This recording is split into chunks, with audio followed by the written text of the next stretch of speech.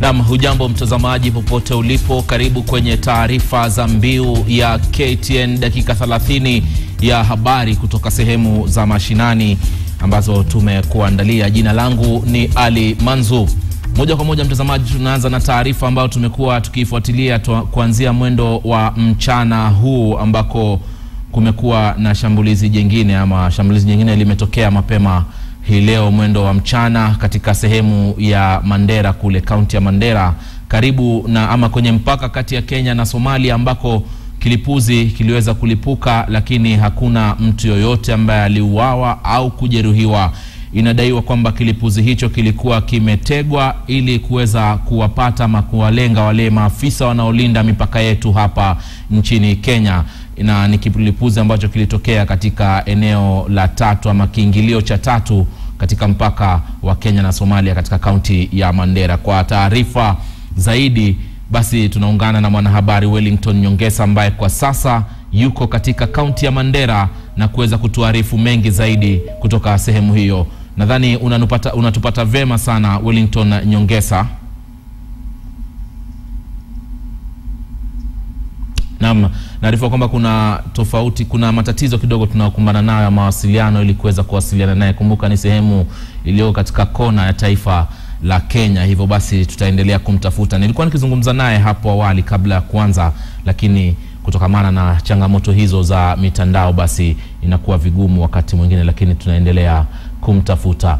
Tuendelee na taarifa nyingine kutoka majengo ya bunge, ambako katibu katika wizara ya ulinzi Mutea Iringo alitarajiwa kufika mbele ya kamati ya bunge ambayo inayoshughulikia mamlaka na haki kujibu masuala kuhusu kanda ambayo iliyofikishwa mbele ya kamati hiyo inayomtaja yeye kuhusika pakubwa katika madai ya kutoa hongo, mtazamaji, kwa wanakamati ya uhasibu. Kulingana na mwenyekiti wa kamati hiyo ambaye ni mbunge Moses Cheboi, katibu Iringo hakufika mbele ya kamati hiyo na badala yake tunaarifiwa kwamba aliweza kutuma salamu. We received a letter which was delivered to the clerk on Friday that he was actually leading a delegation to India, and he will not be here until the end of the week. So we slotted him to come before us on Monday the 23rd at 10 o'clock. But of course there were many other issues which we eventually ended up deliberating.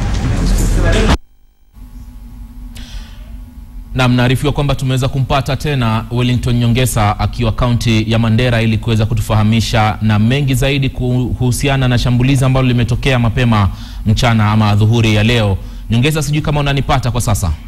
Nakupata vyema Manzu, nakupata vyema. Naam, vema basi moja kwa moja tu kuarifu watazamaji wetu na yale ambayo yameweza kujiri kutoka kipindi hicho hadi sasa kuhusiana na shambulizi hili. Naam, kinachoendelea sasa mjini Mandera ni kwamba doria ya polisi ni kali. Shambulizi lilikuwa ni kilipuzi ambacho ni cha kujitengenezea, ambacho kilipuka kikilenga washika doria walinda usalama kwenye mpaka wa Somalia. Jambo nzuri ni kwamba hakuna yeyote aliyejeruhiwa. Alafu baadaye, muda mfupi baadaye, polisi waliweza kulipua vilipuzi vingine viwili ambavyo walivipata katika eneo hilo la mpaka. Kuanzia jana usiku, tangu yale mauaji ya Jumapili usiku, kumekuwa na doria kali. Jana usiku tulikuwa tukitembea na hawa maafisa wanaoitwa police reserve ambao ndio hushika doria mji mzima wa Mandera. Kwa hivyo hii ndio maana ni vigumu sana kuona shambulizi limefanyika usiku, kwa sababu kuanzia saa moja jioni mji mzima wa Mandera huwa chini ya mikono ya au niseme doria ya polisi wa akiba, wale wanaitwa KPR. Lakini mchana ndio unakuta visa vya hapa na pale kama kilichotokea leo.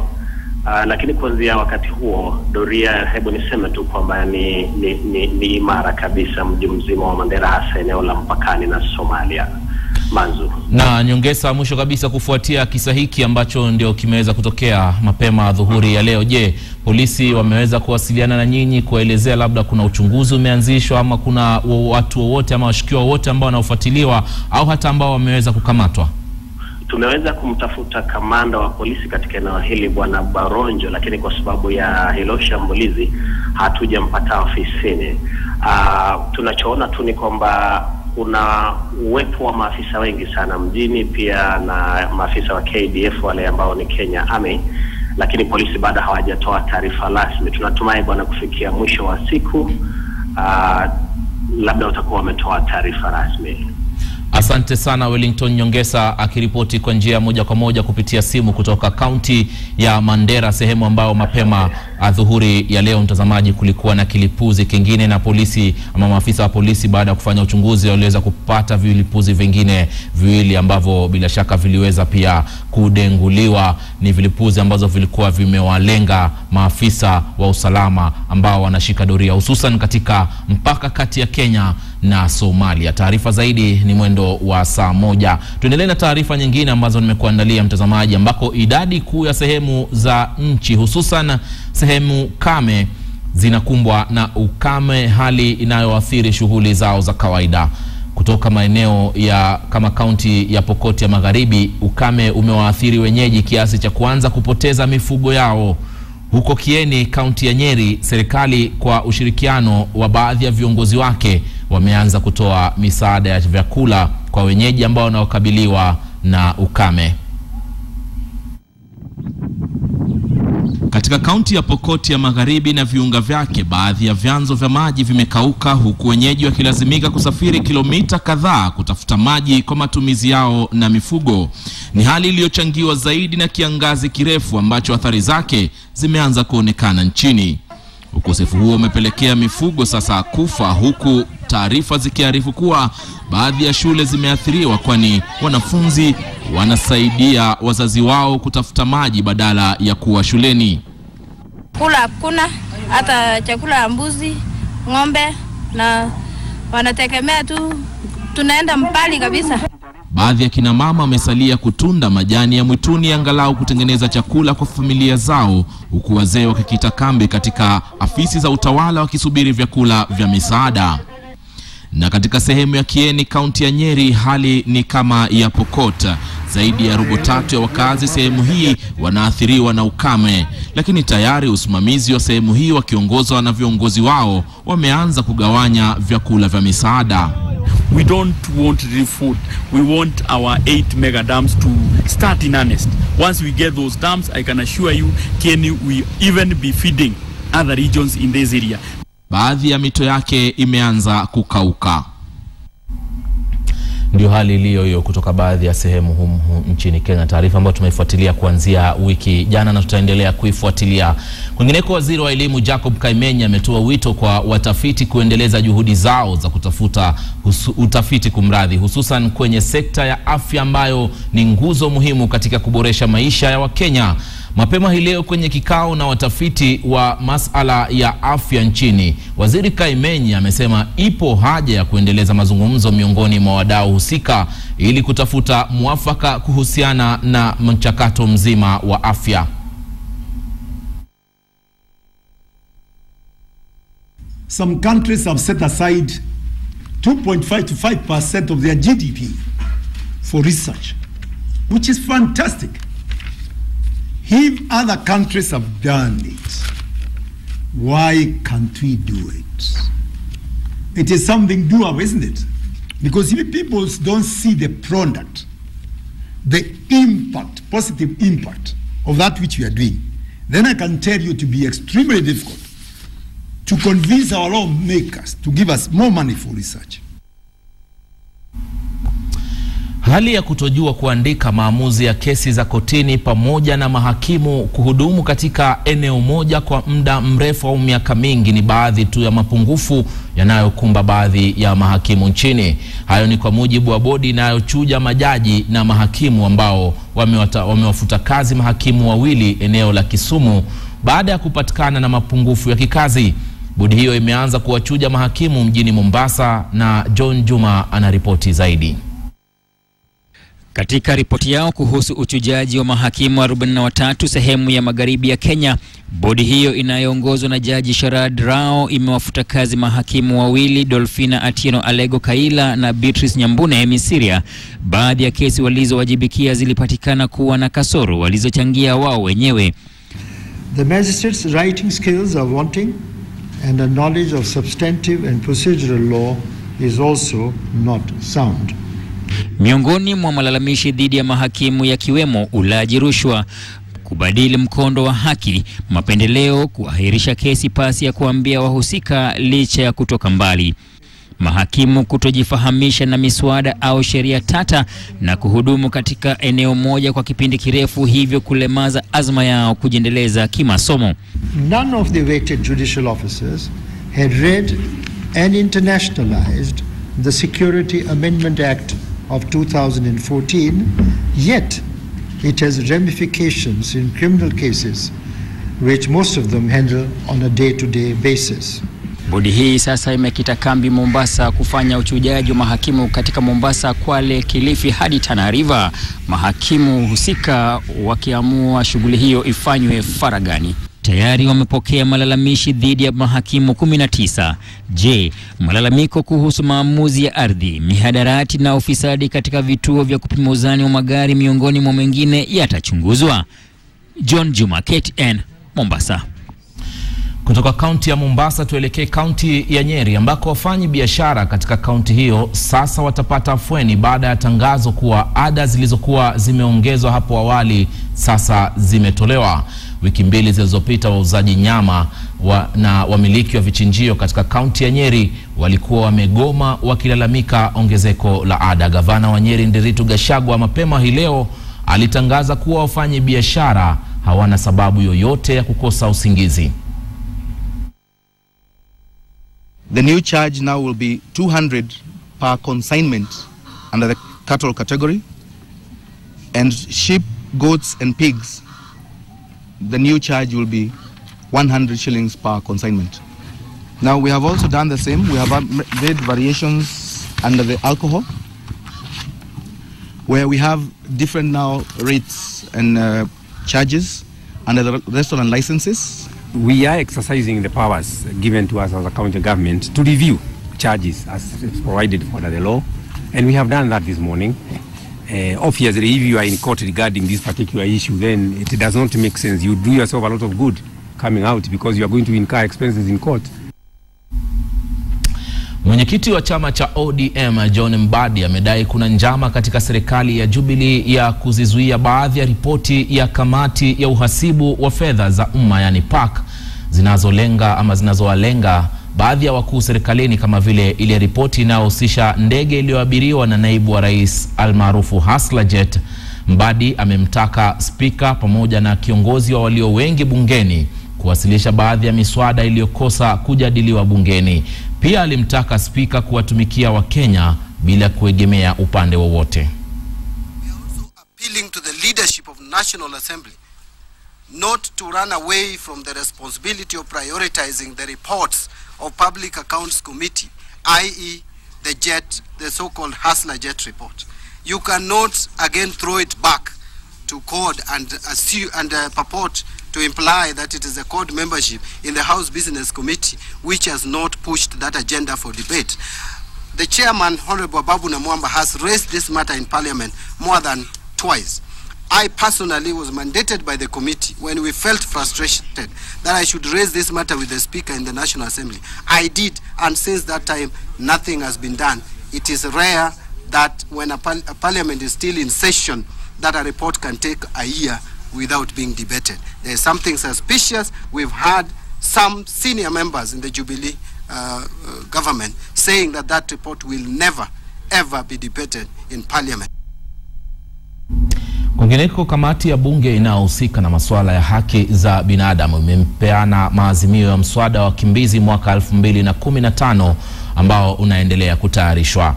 Muungano wao ulisafiri hadi katika kambi ya Dadaab ambako walitaka kujua hali halisi kutoka kwa wakimbizi, maafisa wa serikali na hata wasimamizi wa wakimbizi, ambako walikuja na maazimio kadhaa ikiwemo kuwapa uraia baadhi ya wakimbizi hao na kupewa vitambulisho. Wanachama wa jopo kazi hilo waliongozwa na mbunge wa Kibra Kenneth Okoth walisema wakimbizi walioishi nchini kwa zaidi ya miongo miwili wapewe uraia mara mbili kwa sababu wengi wao wameoana na jamii za Kenya. Pia jopo kazi hilo lilisema litaiandikia barua bunge kuongeza ufadhili wa idara ya wakimbizi na kuwapa mamlaka ya kuwashughulikia ipasavyo. Kenya is going to have to make a bold decision that these refugees who have lived with us for 25 years, we must come up with a way to make them Kenyans and move them and integrate them to live in other parts of Kenya. We really need to see what is the best we can do with the young refugees, because idle youth sitting in the camps, incarcerated, no one knows what they're doing. That could be a ticking time bomb, both in terms of unemployment issues, but also in terms of security. Once we come up with a law that also strengthens the management of the refugees, we will be a first in the region to make sure that the human rights of the refugees are taken care of and also the rights of the hosting community. Kufuatia ongezeko la visa vya unywaji wa pombe haramu na hata wizi wa mifugo mjini Naivasha katika kaunti ya Nakuru, visa zaidi vimezidi kuripotiwa huku unywaji pombe haramu kumradhi katika kaunti hiyo ukichangia visa vya ubakaji na kuendelea kukithiri. Wakiongozwa na viongozi wengine katika eneo hilo, madai ya mifugo kuibiwa na kupelekwa kwenye maeneo yasiyojulikana yamezidi mno. Kulingana na mwakilishi wa wadi ya Naivasha Samuel Waithuki, visa hivi vimesababishwa na utepetevu miongoni mwa wadau husika. Wakazi hao sasa wanaitaka serikali kuingilia kati na kuweka mikakati kabambe ya kukabiliana na visa hivyo.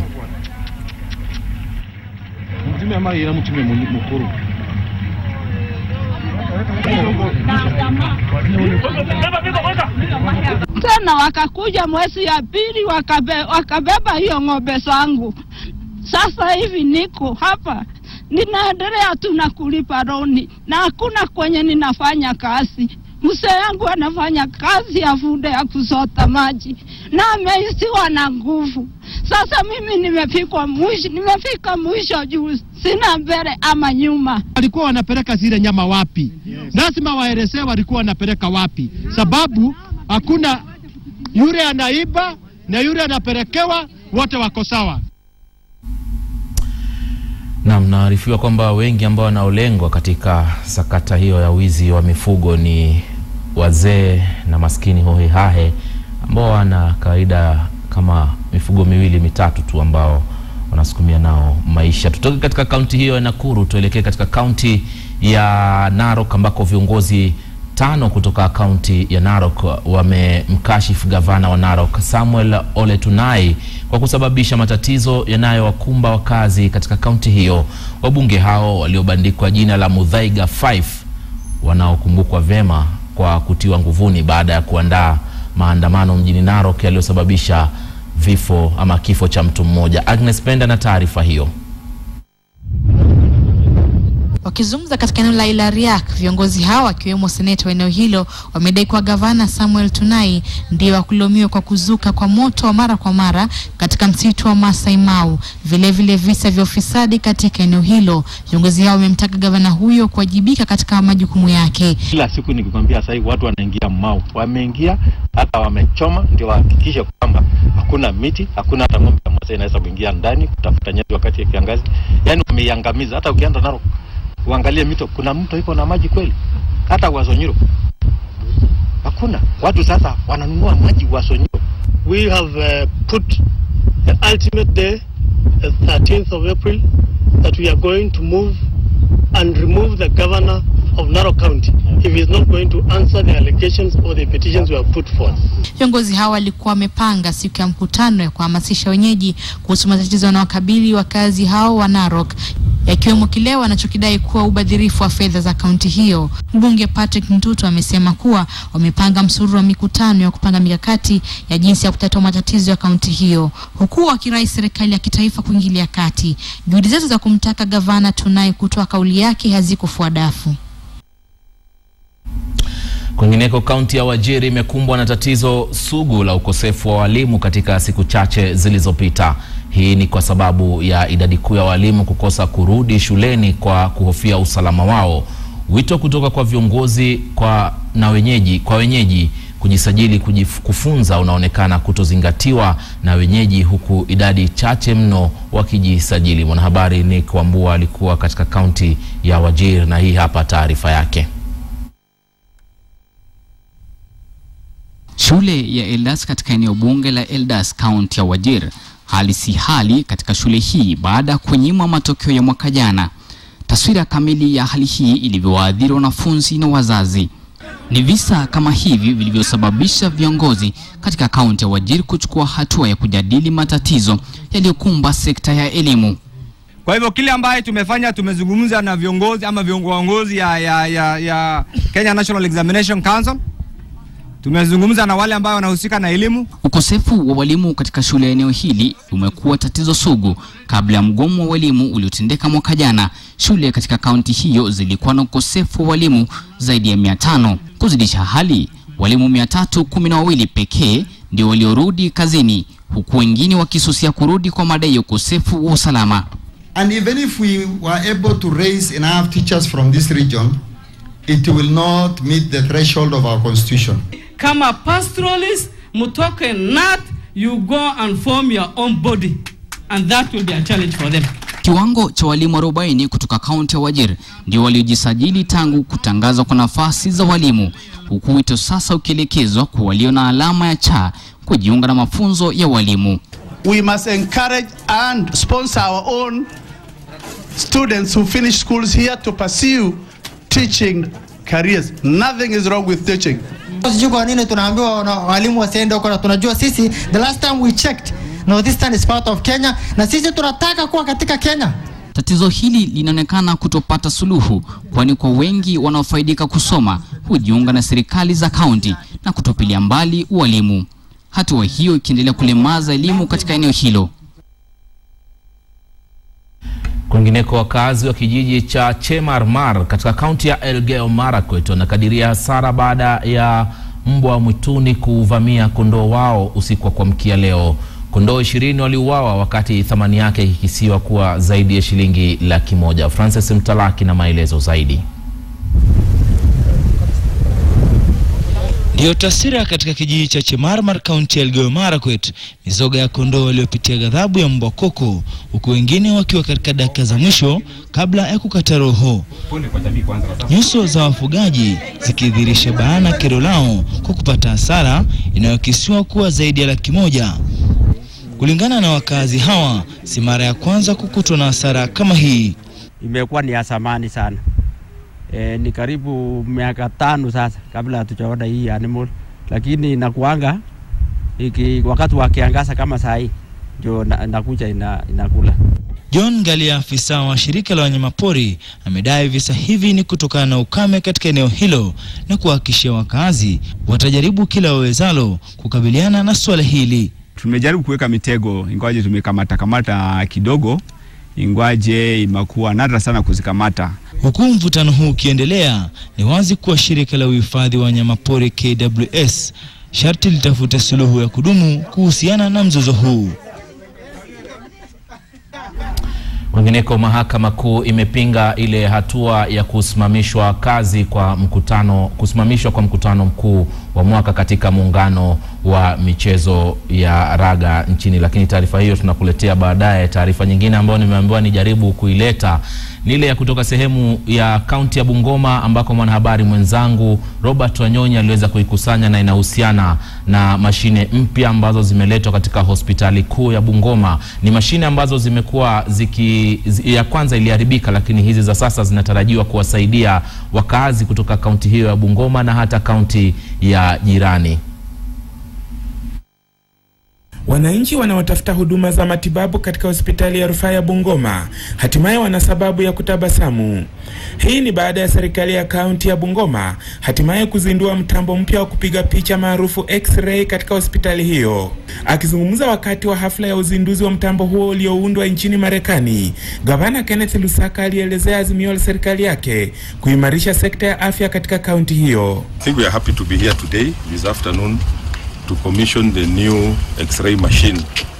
Like you are aware, the hospital has been operating without an X-ray machine for the last about 8 months. Lusaka alielezea kuridhika na utendakazi wa mtambo huo mpya, huku akitangaza kuwa utasaidia sio kaunti ya Bungoma pekee bali hata hospitali zilizoko katika kaunti jirani. So this is obviously a big plus, cost us about 12 million, and we are hoping that now things are going to be normal. And because of the suffering that the patients have gone through, I'm declaring that for 1 week the patients be given free treatment, and I'm going to announce to them there so that they are able to at least also enjoy the services of this new machine. Gavana huyo vilevile alitangaza mpango mpya ambao utahakikisha kuwa vituo vyote vya afya katika kaunti hiyo vimewekwa vifaa vya kisasa ili kuwaokoa wagonjwa kutoka eneo hilo kutokana na safari za mbali kutafuta matibabu ya juu. You know, the old ones used to use a dark room. Now I'm told we don't need a dark room because of the new technology that we have here today. So I want to appeal to the patients in this county to come. What we are constrained with is space and maybe the old infrastructure, but in terms of the machinery that we have gotten, I think they are top of the range in this region. Hospitali ya rufaa ya Bungoma imekuwa bila mtambo huo kupiga picha wa X-ray tangu Agosti mwaka jana baada ya kuharibika kwa mtambo wa zamani. Hali hii imewalazimu wagonjwa kusafiri hadi hospitali ya rufaa ya Moi Eldoret ili kupokea huduma hiyo. Na mtazamaji, taarifa ambazo unaendelea kuzifuatilia hapa hivi sasa ni kwamba idara ya maafisa wa jinai yani CID imetoa kibali cha kukamatwa kwa spika katika bunge la Embu ambaye ni Ibrahim Swaleh. Ibrahim Swaleh anatakana kukamatwa kwa sababu ya madai ya kupanga njama ya kuua pande mbili hasimu za kisiasa katika sehemu hiyo. Ibrahim Swaleh kumradhi, ambaye ni naibu wa spika wa kaunti ya Embu, ametolewa kibali cha kukamatwa kutokamana na njama ya kutaka kuua watu wawili ambao wanahasimiana, makundi mawili ambao wanahasimiana. Ni taarifa ambazo zimeingia hivi sasa tu na tutaendelea kuzifuatilia. Lakini hatimaye katika taarifa za michezo, mahakama kuu imepinga ile hatua ya kusimamishwa kwa mkutano mkuu wa mwaka katika muungano wa mchezo wa raga humu nchini. Hapo awali kundi moja liliwasilisha kesi hiyo na kuitaka mahakama kusimamisha mkutano huo kutokana na sababu ambayo iliwasilisha. Kulingana na uamuzi mapema asubuhi ya leo katika mahakama kuu, kesi hiyo iliyowasilishwa na baadhi ya maafisa wakuu ambao walikuwa na wasiwasi ina nia mbaya ya kuharibia muungano huo. Kumekuwa na changamoto za uongozi katika shirika la raga la KRU kwa muda sasa, hali iliyopelekea maafisa wake kugawanyika.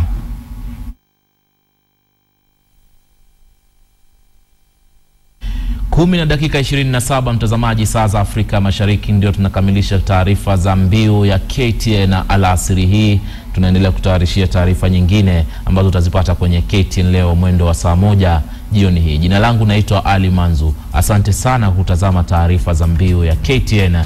Endelea kuwa nasi hadi mwendo wa saa 1, basi tukutane tena.